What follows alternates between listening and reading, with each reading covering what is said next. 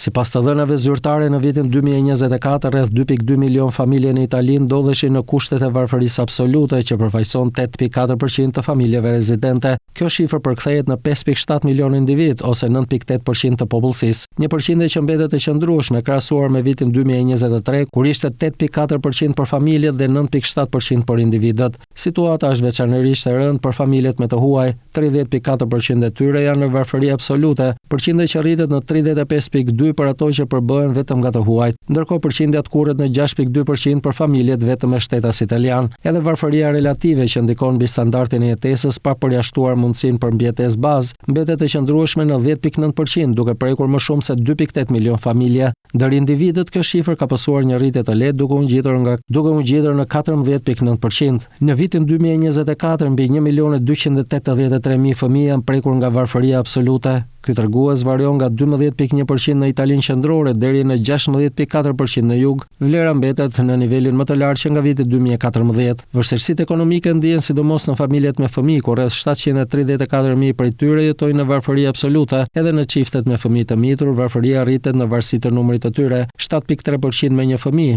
10.6% me 2 dhe 20.7% me 3 ose më shumë fëmijë. Sipas Istat, varfëria absolute mbetet më e përhapur në jugun e Italisë, ku prek mbi 886.000 familje, apo 10.5% të totalit në atë rajon, ndërkohë Italia qendrore regjistron përqindjen më të ulët me 349.000 familje që përbën 6.5% të rajonit.